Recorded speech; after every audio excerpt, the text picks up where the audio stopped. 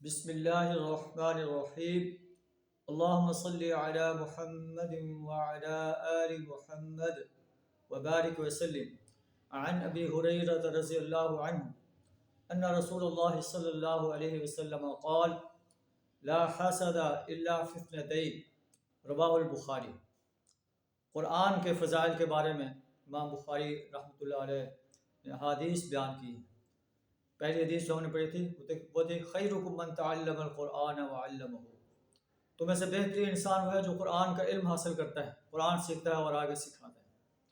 دوسری حدیث حضرت ابو ہریرہ رضی اللہ تعالیٰ عنہ بیان کرتا ہے کہ نبی صلی اللہ علیہ وسلم نے فرمایا لا حسد الا فی اثنتین، حسد دو چیزوں میں کیا جا سکتا ہے۔ یہاں حسد جو ہے رشک کے معنی میں ہے، رشک جو ہے وہ دو چیزوں میں کیا جا سکتا ہے۔ ایک وہ انسان جسے اللہ نے علمہ اللہ القرآن، قرآن کا علم دیا، فَهُوَ يَتْلُوهُ آنَاءَ اللَّيْلِ وَآنَاءَ النَّهَارِ، اور وہ اسے رات اور دن کے اوقات میں تلاوت کرتا ہو، اور اس کا ہمسایہ جو ہے اسے قرآن پڑھتا ہوا دیکھ کر یہ خواہش کرے کاش مجھے بھی ایسے ہی قرآن کی نعمت دی جاتی تو میں بھی تلاوت کرتا۔ اور دوسرا وہ انسان رجل آتاہ اللہ مالا، وہ انسان جسے اللہ نے مال دیا، فَهُوَ يُهْلِكُهُ فِي الْحَقِّ، اور وہ اسے حق کے کاموں میں،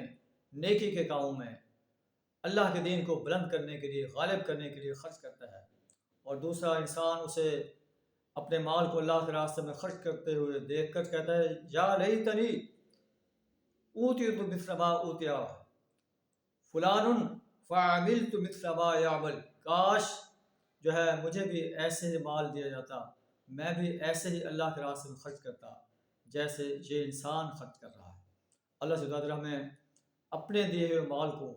اپنے راستے میں اپنے دین کو غالب کرنے کے لیے، باطل نظاموں کو مٹانے کے لیے، اس کے ساتھ ساتھ اپنے قریبی رشتہ داروں، فقراء، مساکین، یتامہ